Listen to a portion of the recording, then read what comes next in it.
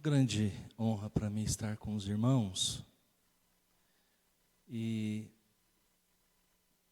quando eu tenho que lembrar de duas coisas. Primeiro,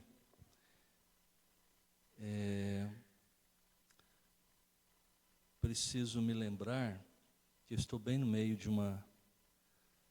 uma dengue.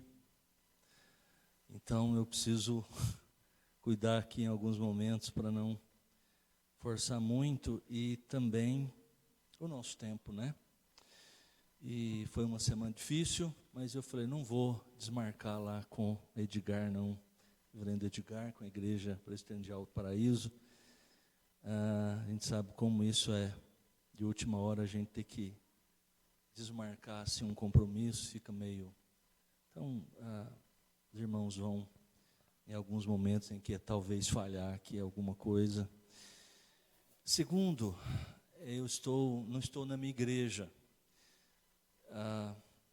E os irmãos lá estão bastante acostumados com isso, né? Esse colarinho chamam de colarinho de padre, né? Eu não sou um padre, eu sou um pastor.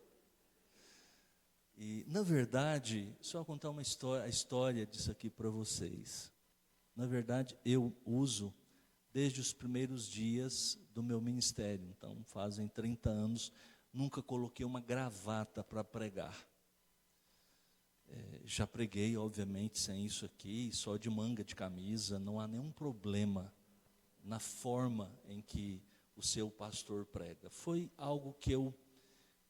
desde os primeiros dias da minha ordenação, eu então falei, eu vou usar o colarinho clerical. Colarinho clerical. Porque isso tem uma história que mexe muito comigo. Eu queria exatamente introduzir a minha palavra nessa noite. E já peço que vocês abram as Bíblias enquanto eu falo em Hebreus capítulo 10. Hebreus 10, verso 19, nós vamos ler do verso 19 a 26, mas a história do colarinho clerical é de um pastor, não foi um padre, ou a Igreja Católica Romana que inventou essa indumentária, esse símbolo. Foi um pastor presbiteriano na Escócia, no século XVIII para o século XIX. Pastor presbiteriano, a Igreja da Escócia é a igreja presbiteriana, né? A Igreja Reformada Escocesa. E ele queria, talvez por alguma experiência que a gente não sabe muito bem, ele queria representar a pregação e a sua pregação como algo que realmente deveria marcar a sua vida e que tinha um significado muito grande, o ministério pastoral, o ministério da pregação da palavra.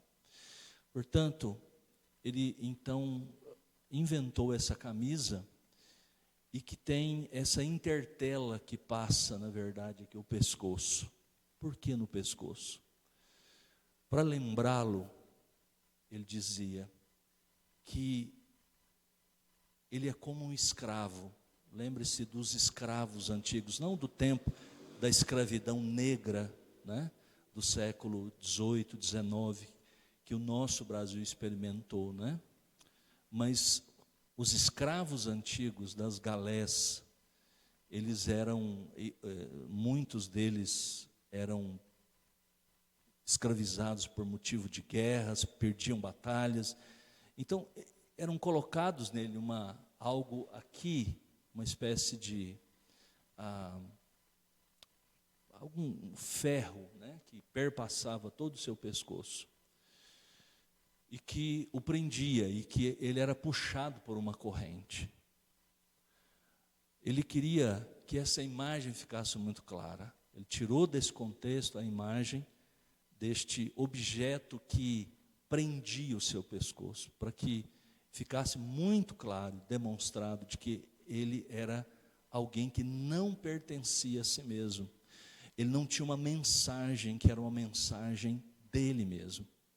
Ele é um escravo de Cristo Jesus. Ele não tinha mensagem própria para passar para ninguém. Ele falava aquilo que era a mensagem de outra pessoa. Segundo lugar, ela é branca, não pode ser de outra cor. Um colarinho clerical, ele tem que ser branco. Por quê?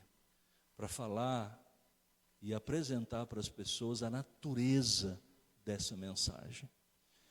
Ela é pura, ela é branca. Por isso que é branco. Porque é símbolo exatamente de que não há sujeira, não há nódoa. Ele tem uma mensagem, essa mensagem vem da santidade de Deus. É a pureza do Evangelho que deve ser pregada, e única e exclusivamente isso.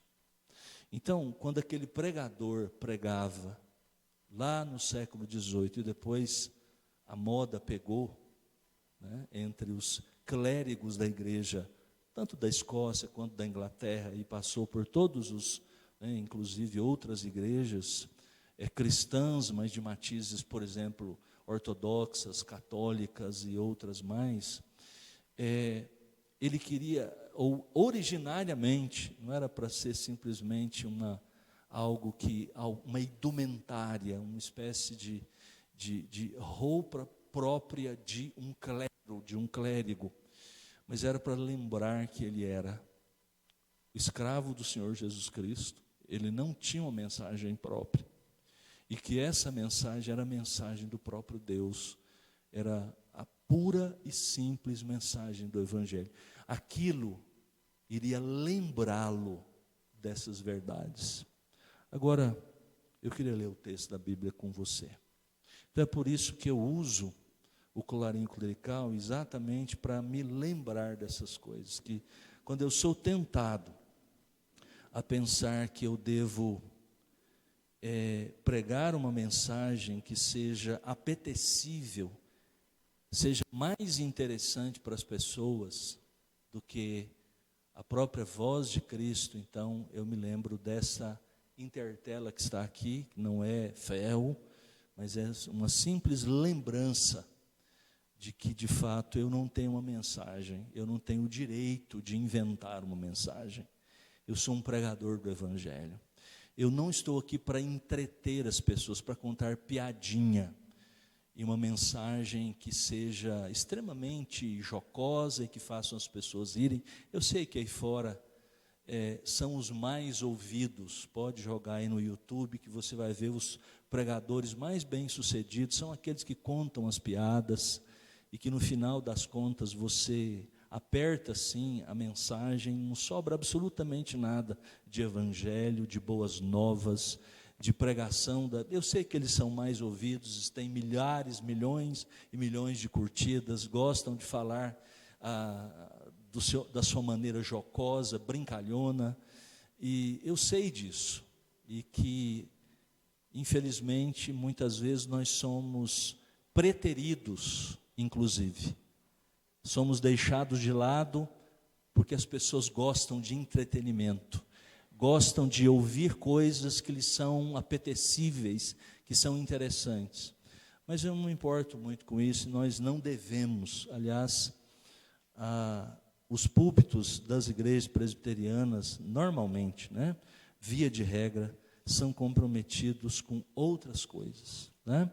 Com a palavra de Deus. É isso que as pessoas gostem ou não, acostumem ou não, elas devem pelo menos ter a certeza de que ao entrarem numa igreja reformada, que é o que nós somos, eles vão ouvir a palavra de Deus. Hebreus capítulo 10, verso 25, verso 19 ao 25 diz assim. Acompanhe na sua Bíblia, por favor, e depois mantenha a sua Bíblia aberta aí. Tendo, pois, irmãos, intrepidez para entrar no Santo dos Santos, pelo sangue de Jesus, pelo novo e vivo caminho que Ele nos consagrou pelo véu, isto é, pela sua carne. E tendo grandes sacerdotes sobre a casa de Deus, aproximemo-nos com sincero coração, em plena certeza de fé, tendo o coração purificado de má consciência e lavado o corpo com água pura. Guardemos firme a confissão da esperança sem vacilar, pois quem fez a promessa é fiel. Consideremo-nos também uns aos outros para nos estimularmos ao amor e às boas obras. Não deixemos de congregar-nos, como é costume de alguns. Antes, façamos admoestações, e tanto mais quanto vedes que o dia se aproxima. Vamos orar? Feche seus olhos mais uma vez.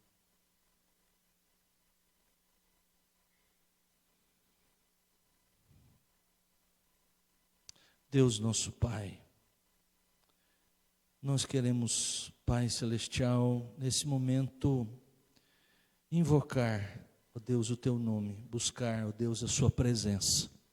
A Tua palavra foi lida, ela será exposta, explicada e aplicada. Nós pedimos que o Senhor tome o coração, a boca daquele que fala, e o Senhor tome também os ouvidos daqueles que ouvem, a mente.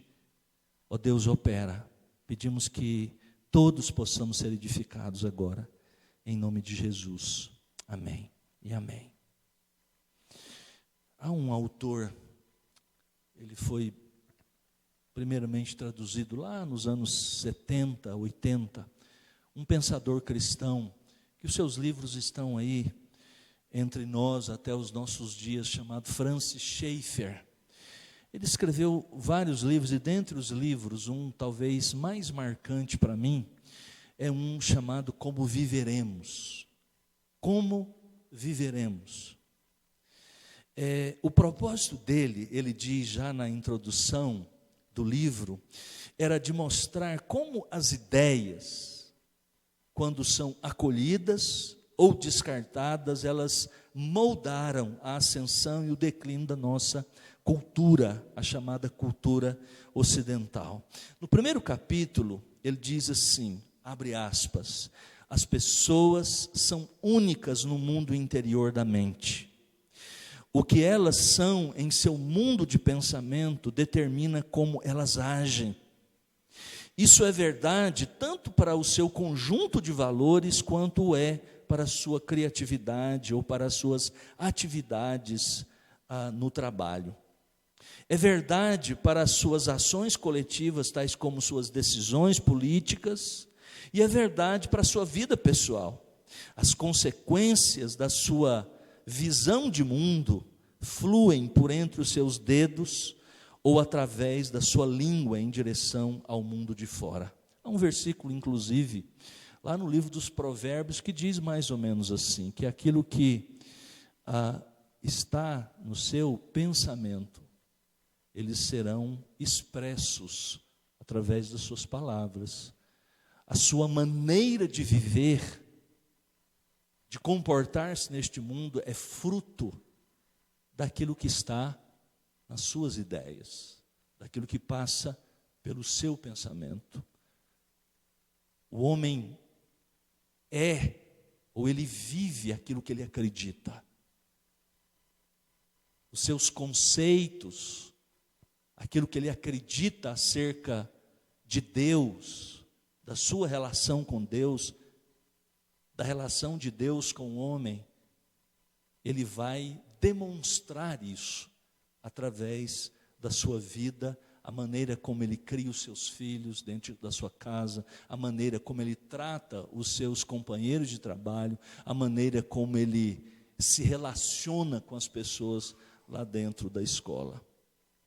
E é interessante que o Novo Testamento tem uma maneira peculiar de, especialmente nas cartas apostólicas, né, cartas de Paulo, cartas de Pedro, especialmente o apóstolo Paulo, e também, vou mostrar para vocês aqui, o que esse texto que nós acabamos de ler está fazendo exatamente no livro de Hebreus.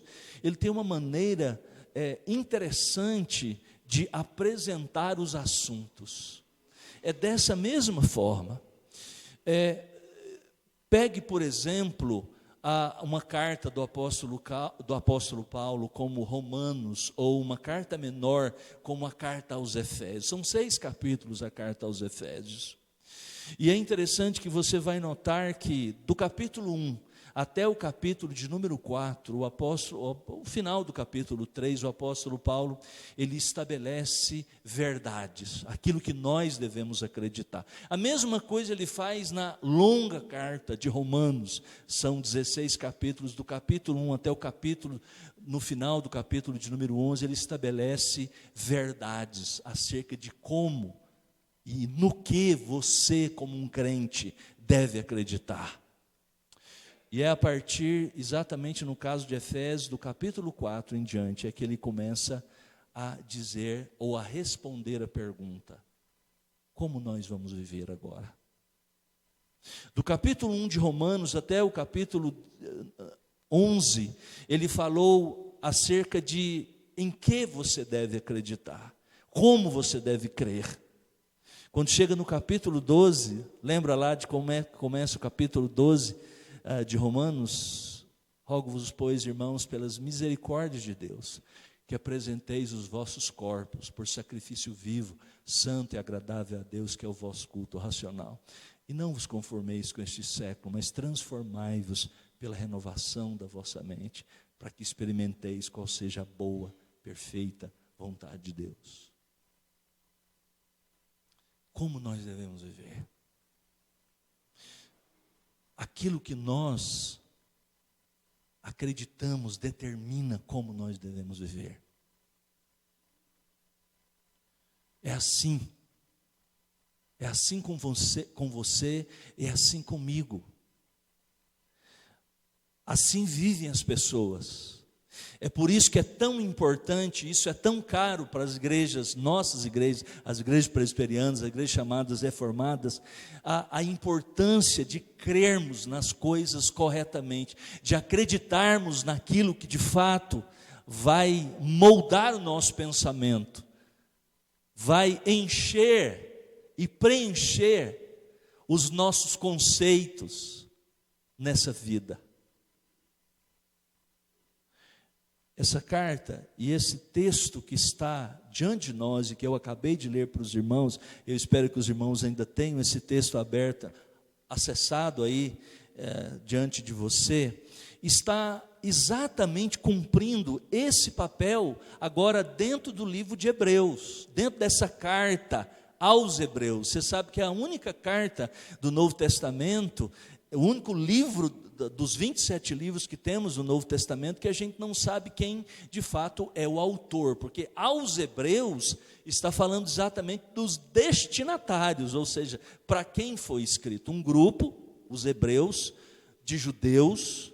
Hebreus e judeus são praticamente a mesma coisa, há poucas diferenças nesse sentido, e ele então escreve alguém que conhece muito bem os apóstolos, muito bem o apóstolo Paulo, ele escreve essa carta a um grupo de cristãos, possivelmente na cidade de Roma. Há alguns indícios dentro dessa carta que parecem mas é um grupo fechado de hebreus que se converteram do judaísmo. Eles conheciam muito bem o Antigo Testamento. É só dar uma olhada nessa carta e você vai perceber que as pessoas que receberam, tanto a pessoa que escreveu essa carta, como as pessoas que receberam essa carta, conheciam muito bem o Antigo Testamento, porque fala-se de profetas, fala-se de Moisés, fala-se de Arão, fala de tabernáculo, de todos os serviços do templo antigo no tabernáculo. Então é uma linguagem carregada de Levítico e de outros textos do Antigo Testamento. É um grupo então de pessoas que foram convertidos do judaísmo para o cristianismo, mas havia um problema entre eles. Um problema muito sério. Eles estavam sofrendo por causa da fé que eles um dia abraçaram, em duas frentes de sofrimento. Primeiro, os seus outros companheiros hebreus que não tinham se convertido ao cristianismo, eles estavam infernizando a vida deles, porque eles deixaram a fé dos pais.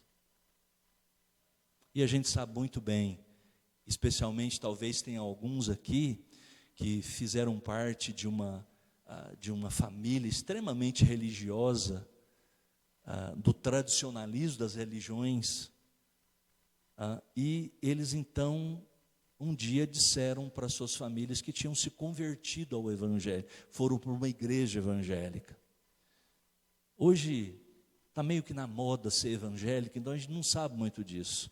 Mas no tempo dos meus pais, quando minha mãe se converteu a uma igreja evangélica, quando outras pessoas, igrejas evangélicas, foram apedrejadas há 40, 50, 60 anos atrás, fechadas, destruídas, colocaram fogo no Brasil.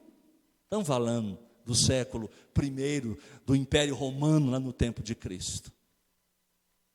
E agora você imagina, nesse tempo, porque eles se converteram ao Evangelho, a Cristo Jesus, então os seus patrícios, os seus companheiros de raça,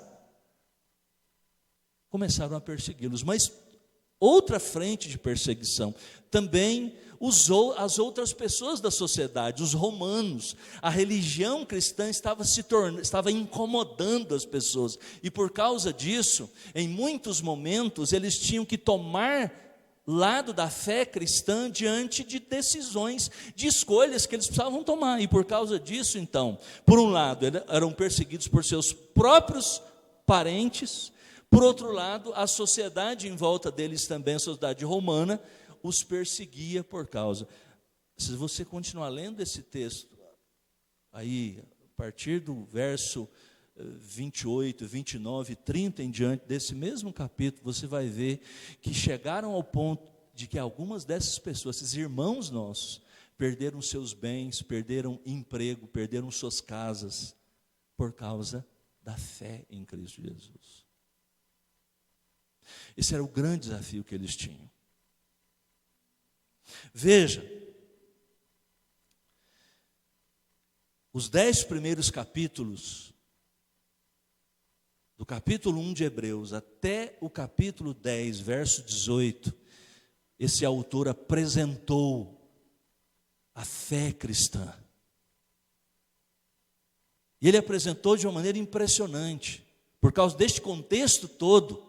E porque esses irmãos estavam sendo tentados a voltar atrás, alguns pensaram assim: puxa vida, mas depois que eu criei no Evangelho, eu ouvi uma história de que a vida ia ser boa, de que é só alegria. Na verdade, isso é uma grande mentira. E eles, por causa disso, porque abraçaram o Evangelho, eles começaram então a ser perseguidos. E o capítulo 1 até o capítulo 10, ele apresentou a verdade do Evangelho, o que eles acreditaram. Por estarem exatamente titubeantes na vida cristã, ou sendo tentados a voltar atrás, esse autor desafiou esses irmãos com o quê? Com a verdade.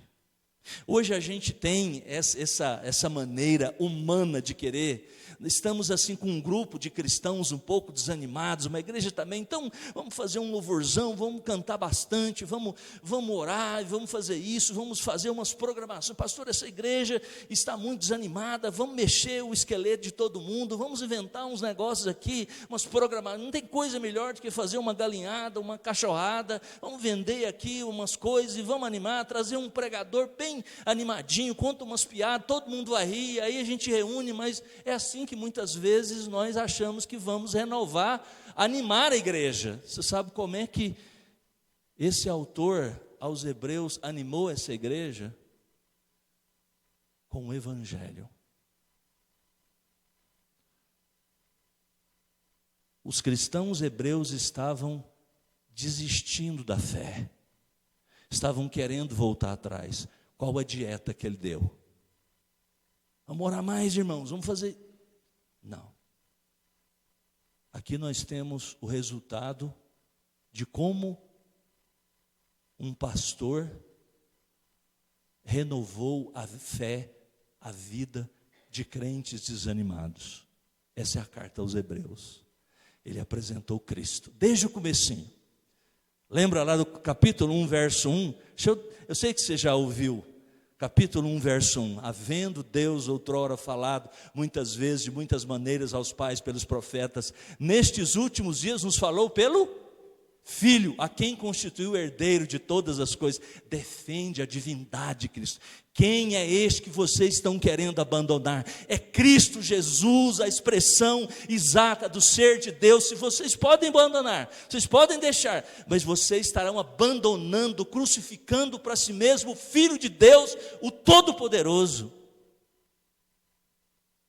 É uma programaçãozinha de igreja que vocês estão deixando. E aí ele continua, não vou falar passo a passo. Capítulo 2 a mesma coisa, capítulo 3 a mesma coisa. Ele é superior a Moisés. Olha, vocês estão impressionados com Moisés, mas Cristo Jesus é superior a Moisés. Capítulo 4, ele é superior a Josué. Capítulo 5, ele é superior a Arão, o sumo sacerdote. Capítulo 6, ele é completamente superior a tudo. E chega até o capítulo de número 10. E agora? Lembra da pergunta? Como viveremos? Como nós devemos viver? Primeiro, note, só mais uma lembrança, olha o verso 19 até 21, na verdade, este autor é um excelente doutrinador. Nesses versos, você quer um resumo desses 10 capítulos anteriores? É só você pegar o verso 19, 20 e 21, que nós temos um resumo dos 10 capítulos que ele tratou até agora.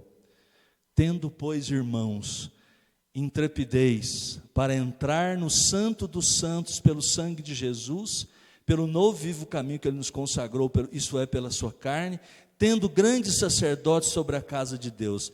Duas coisas que ele tratou do capítulo 1 até o capítulo de número 10.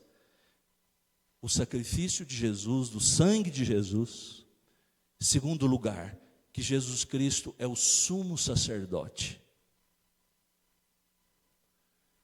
Ele é o sacrifício pelo pecado. Ele tratou extensivamente da morte de Cristo pelo seu povo. Que todos aqueles sacrifícios do Antigo Testamento, todos aqueles animais mortos lá no Antigo Testamento, tudo aquilo, na verdade, estava apontando para o sacrifício perfeito, completo, a vida de Jesus, que seria entregue como um sacrifício, os seus 33 anos de vida entregues pelo seu povo. É isso que nos salva. É isso que nos restaura, é isso que nos anima. Nós precisamos do Evangelho todos os dias. O Evangelho não é só para quando a gente converte e larga o Evangelho, e agora é por nossa conta. Nós precisamos do Evangelho todos os dias. Quanto mais nós dependemos do Evangelho, mais nós dependemos de Deus. Porque quando nós nos esquecemos do Evangelho, nós passamos a viver uma vida cristã baseada em desempenho humano, em performance humana. E é aí que vem o fracasso. O pastor Edgar deu um excelente modelo do Evangelho que todos nós precisamos beber. É por isso que nossas liturgias, elas são assim. Ele mostrou a importância de nós confessarmos os nossos pecados, de nos assumirmos pecadores. É assim que nós trazemos o Evangelho todo dia para nós, reconhecendo que somos pecadores, que pecamos todos os dias por pensamentos, palavras e obras. E que quando eu confesso o meu pecado, eu trago o Evangelho, eu me lembro de que não foi por meu desempenho pessoal, mas pelo desempenho de Cristo Jesus, nos seus 33 anos de vida, por nós, entregando sua vida por nós. É com base nisso que eu tenho os meus pecados perdoados, a minha culpa é tirada dos meus ombros, o sangue de Jesus me purifica de todo o pecado. Ele nos lembra no verso 19 do sangue de Jesus, e mais ainda, de que nós temos diante de Deus agora. É interessante que ele inverteu essa ordem. Primeiro, ele falou do sumo sacerdote no capítulo 7, depois capítulo 8, e aí no capítulo 9 e 10 ele fala do sacrifício de Cristo. E aqui nesse resumo que eu disse para vocês, ele inverteu a ordem, falou por último do grande sumo sacerdote que temos sobre a casa de Deus. Nós temos alguém que depois de ter vivido 33 anos de vida sobre a face da terra, impecavelmente, fazendo somente a vontade do Pai, no meu lugar, ele entregou a obra para Deus, e está diante de Deus, intercedendo por nós. Mas e agora, como viveremos? Como nós devemos viver? Esse texto, ele é muito interessante, esse capítulo 10, 19 a 25, porque ele está bem como, pensa numa porta, a dobradiça de uma porta. É aqui exatamente, que tendo estabelecido Jesus Cristo, demonstrado, explicado, usado de todos os recursos possíveis para explicar o Evangelho para aquele povo, o Evangelho que tanto nos salva, como também nos fortalece para o dia a dia. Aí ele diz assim, como nós devemos viver? Você tem 3 exortações, note bem, 3, no verso 22, depois do verso 23, depois do verso 24. Como nós devemos viver? Primeiro, nós devemos ter uma vida de adoração comunitária. O que é que diz o verso de número 22? Aproximemo-nos com sincero coração, em plena certeza de fé, tendo o coração purificado de má consciência e lavado o corpo com água pura. De maneira mais ampla, meus irmãos, o escritor aqui dos Hebreus nos exorta que a primeira e mais importante forma em que nós devemos procurar a viver à luz do que ele já fez, é que o que nos resta é uma vida de adoração a Deus. O verbo usado aqui no verso de número 22, aproximemo-nos, é quase que um termo técnico da teologia, lá do Antigo Testamento e também no Novo Testamento, para falar dos momentos em que o povo de Deus deixava os seus afazeres lá nas tribos e desciam para Jerusalém para cultuar a Deus. Aproximemo-nos. Mas não é lógico isso? Os versos anteriores, como eu disse para vocês, na verdade a gente podia começar desde o capítulo 1 até o capítulo 10, mas como ele nos resume no verso 19, 20 e 21, aquilo que era a barreira intransponível, os nossos próprios pecados, que nos afastava de Deus, agora o sacrifício de Cristo, ele rompeu essa barreira, abriu completamente o Santo dos Santos para nós. Nós temos diante de Deus um mediador, um sumo sacerdote. Ele diz, então, aproximemo-nos. Isso, meus irmãos, tem a ver com oração, sem dúvida. Isso tem a ver com a busca pela palavra de Deus que nós fazemos. Isso tem a ver especialmente porque o verbo, note bem, está num plural, aproximemo-nos. Não está falando de algo que nós devemos fazer isoladamente no nosso quarto, simplesmente. Isso também é verdade, tem um lugar disso, mas o texto está chamando a nossa atenção para o fato de que o povo de Deus deve se reunir para buscar a Deus juntos, deve adorar. Não há um momento mais importante para a vida do povo de Deus, que mais edifica e que mais traz alimento para mim e para você, meus irmãos, do que esse. E é por isso, exatamente por isso, que o diabo, o inimigo das nossas almas, ele tem trabalhado tanto para que os crentes não frequentem os seus cultos, para que a gente abandone. Aliás, esse é o problema desses irmãos. Você vai notar no verso 25 que já existia um grupo de pessoas que já tinha abandonado a congregação.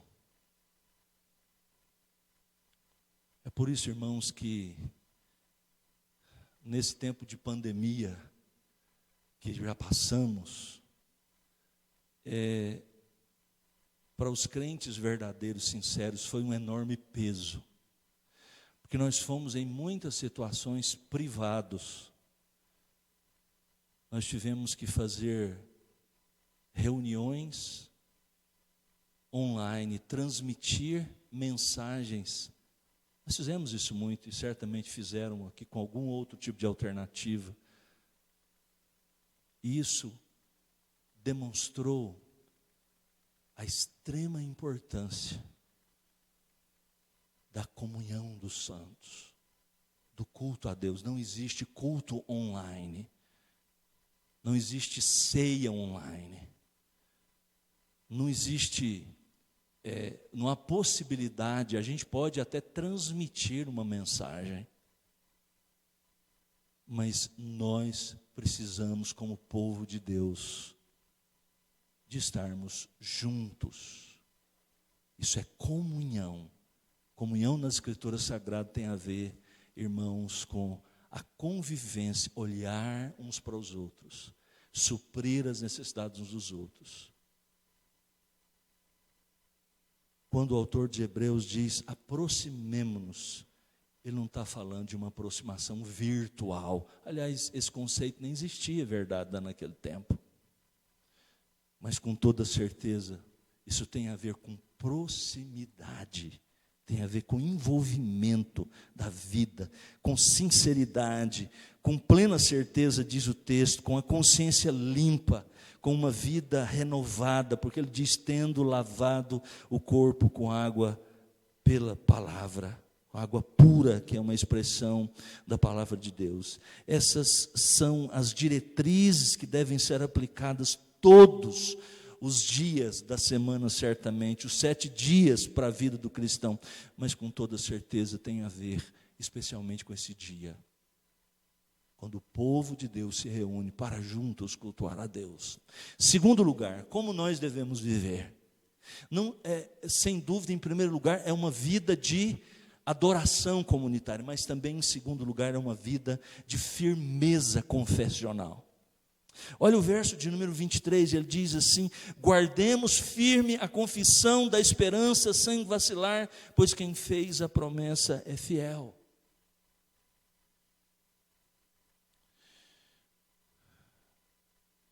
Esta é a segunda exortação que a gente tem aqui. Como nós devemos viver? Devemos viver confessando todos os dias a mesma fé. Nós vivemos num tempo em que a marca da nossa sociedade são as mudanças. As pessoas são viciadas em novidades. Já perceberam isso? As pessoas estão vendendo aí a alma da mãe para o diabo, como diz a expressão, para um momentozinho de glamour, para um momentozinho de sucesso. Está aí os Big Brothers da vida que não nos deixam mentir. As pessoas entregam sua intimidade, se expõem às mais absurdas situações, às piores imoralidades. Para quê? Para pegar um momentozinho sequer de sucesso, para ganhar R$1 milhão, R$1.500.000, ou vendem o que for necessário, fazem as piores coisas. Para quê? Para depois de amanhã nem serem lembradas mais e gastarem o restante com medicamento, com psicólogo, porque não suportam, não se suportam, não suportam o seu próprio mundo interior. É isso. Porque o mundo passa. Essa é a característica do mundo, do pensamento das pessoas. Aquilo que foi novidade ontem, que estava na crista da onda no meu tempo, se usava, não sei usa hoje nos nossos dias como a pessoa mais, sei lá, relevante do nosso tempo, o que ontem era, amanhã é ridículo. É assim a moda. O mundo, João já dizia, passa. Essa é a característica da sociedade. Essa é a característica do pensamento aí fora. Mas o que a palavra de Deus diz? Guardemos firme a confissão da esperança. Lembra, os mais velhos vão se lembrar do Raul Seixas. Lembra da música dele? Eu prefiro ser uma metamorfose ambulante do que ter aquela velha opinião formada sobre tudo. Essa é a máxima do mundo. Eu prefiro ser essa transformação ambulante. O que eu achava aqui, eu já não acho mais daqui a alguns segundos, e depois eu mudo de novo a opinião, e depois eu mudo de novo. É assim o mundo. Mas o que o texto diz? O que a fé cristã diz? Se você é desse tipo de pessoa que precisa da última novidade para você poder estar de bem com a vida, se a sua vida se resume a encher o seu coração da última moda para você ser feliz, quer dizer para você que você não conheceu ainda o Evangelho. O texto diz, guardemos firme a confissão da esperança. A palavra confissão aqui fala de um conteúdo de verdades imutável. Se você ler as cartas pastorais, aquelas de Timóteo, de Tito, que Paulo escreve, você vai ver que o verbo mais usado pelo apóstolo Paulo ao exortar Timóteo a como ele deveria passar os ensinamentos para a igreja é: permanece naquilo que aprendeste. Você tem um depósito de verdade, você tem uma confissão para segurar. Aprenda isso, jovem. Você vai entrar numa faculdade, você vai ter desafios, e a todo momento, dependendo inclusive do curso que você vai fazer, especialmente se for na área de humanidades, você vai lidar com ideias, com filosofias, com ideologias, com pensamentos que a todo momento vão ridicularizar verdades cristalizadas, conteúdos, porque é assim. Lembro de um professor de filosofia, eu fiz filosofia na Universidade Federal, e eu me lembro dele dizer assim, olha, eu não aguento ficar muito tempo com uma filosofia. Eu começo a estudar um autor, um filósofo, e eu vou lendo uns 2, 3 anos, estudando, mergulhando, 4, 5 anos, depois eu não aguento, eu preciso passar para outro, porque aquilo já começa a me nausear, e eu preciso de coisas novas, eu preciso de coisas. É assim. Nós temos uma âncora, aliás, uma imagem do livro de Hebreus. O que uma âncora faz? No mundo antigo, nos barcos, até hoje, uma espécie de âncora tem que ser usado. Ele fixa o navio num lugar. É a figura que o próprio livro de Hebreus usa acerca de Jesus. É a âncora da nossa alma. O verbo usado aqui para guardar significa não deixar levar-se. E é usado exatamente num contexto de uma espécie de objeto que mantinha o barco preso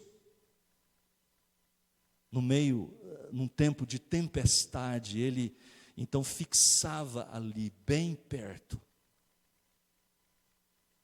para que ele não fosse levado para o mar afora.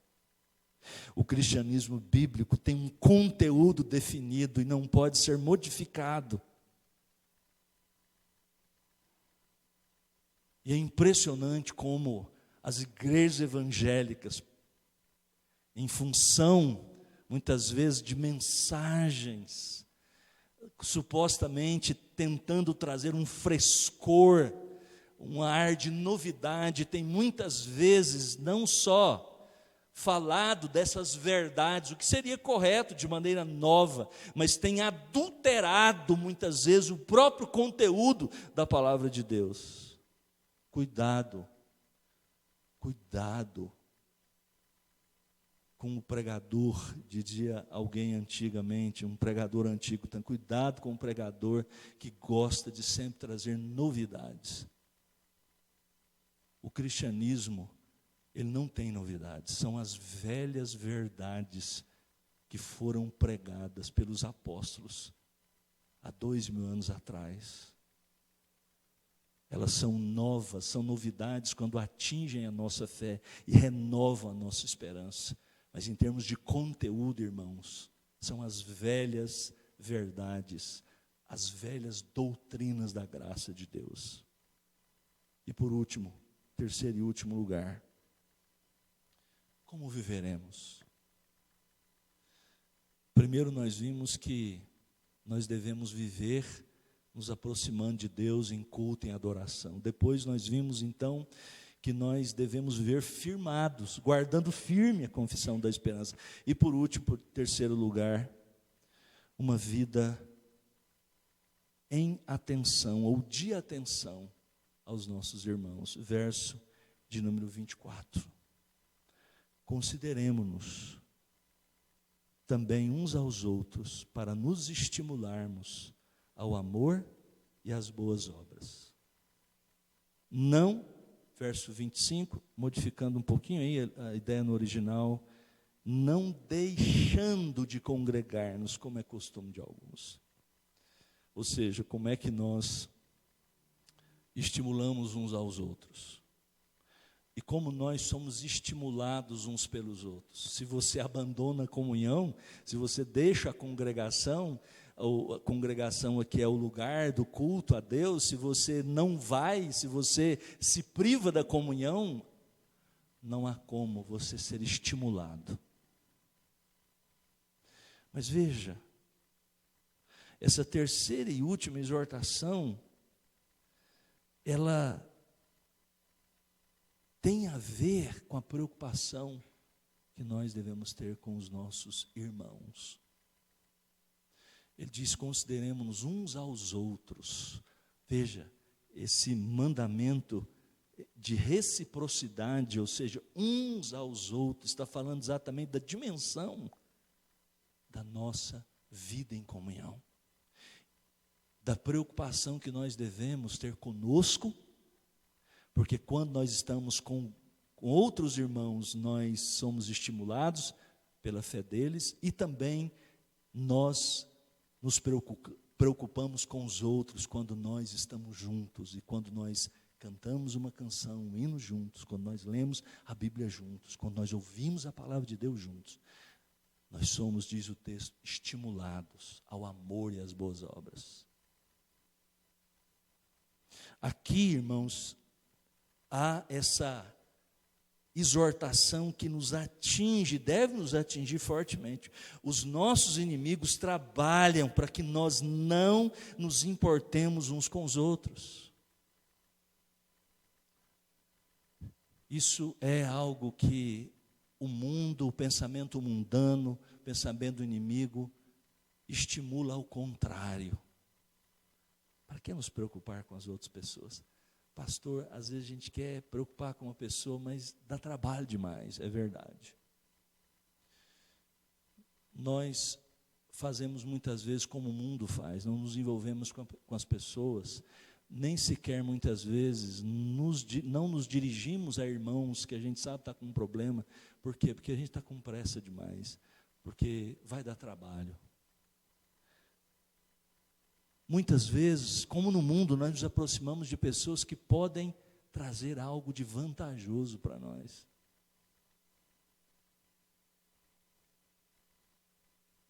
Não é a nossa rede de relacionamentos? E o que a gente é provocado a pensar no mundo dos negócios? Nos envolvemos com as pessoas com interesses. O que nós vamos ganhar? Mas o texto está dizendo algo diferente. Consideremos-nos uns aos outros para nos estimularmos ao amor e às boas obras, não deixando de congregar, como é o costume de alguns. Aqui há uma série de coisas que nós poderíamos, de fato, explorar. Mas eu queria simplesmente dizer, meus irmãos, que aqui nesse texto, esses 2 últimos versos do nosso texto, ele traz uma exortação, é como se ele chamasse, que é o que significa o verbo aqui, essa exortação nos chama, dizendo que nós devemos colocar os nossos ombros como irmãos, como cristãos, para nos dirigir às pessoas, encorajando-as, fortalecendo. E aqui, note bem, tem algo que é muito importante, exatamente para o contexto da vida dos cristãos hebreus. Esse não era o problema deles. Eles não estavam perdendo a fé, por causa das pressões de fora, porque eles perderam tantas coisas, tantas amizades, tantos bens, emprego muitas vezes. E o autor está dizendo, não, ajudem esses irmãos, encorajem-nos, estimulem-os, não deixando de congregar. Um dos principais meios usados por Cristo Jesus para guiar, para proteger o povo de Deus, é fazendo exatamente isso, nos colocando no meio de irmãos, de irmãs, para orarmos uns pelos outros, para nos estimularmos, para ajudarmos uns aos outros. Então, finalizando aqui, irmãos, como nós devemos viver? Veja, se nós cremos de fato no cristianismo, se nós somos cristãos, se a nossa mente, se o nosso coração foi preenchido por essas verdades, as quais ele estabeleceu do capítulo 1 até o capítulo 10, ele diz então, como nós devemos viver? Dessa forma. Aproxime-se de Deus dia após dia. Cultue a Deus. Aproxime-se dEle. É assim que nós vamos sobreviver. É essa receita que este autor aqui do livro de Hebreus dá para uma igreja que está sendo acossada por dificuldades, está desanimada. Talvez seja essa exatamente a sua situação. Você, como cristão, está desanimado, está tão afetado pelas dificuldades. Eu não sei o que se passa no seu coração, não sei as dificuldades que você enfrenta, de que ordem são, se é familiar, se está sem um trabalho, se você está sendo desafiado a desacreditar nas verdades da palavra de Deus. O que a receita deste autor para nós, da palavra de Deus para nós é: aproximemo-nos. Submeta sua alma, o seu coração ao Evangelho.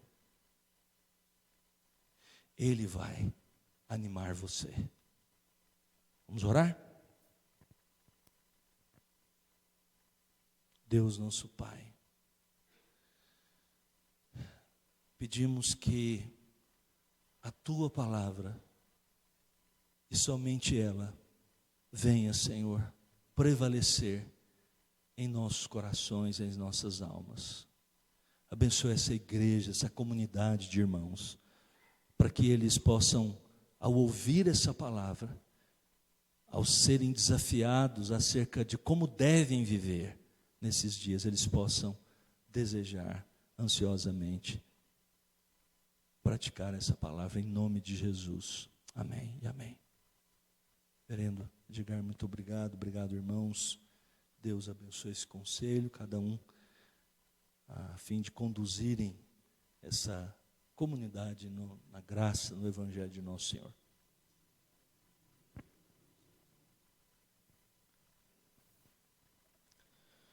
Quero agradecer, reverendo Ronaldo, pela disposição de estar aqui com a gente, ministrando a palavra de Deus. Que Deus continue abençoando a vida do nosso irmão. Tem alguém aqui que nos visita pela primeira vez? Temos o nosso irmão ali. Quero dizer que você é bem-vindo. Deus continue te abençoando. Sempre que você puder e quiser estar aqui com a gente, é um privilégio, uma alegria recebê-lo aqui, tá bom? Deus abençoe. Mais alguém nos visita?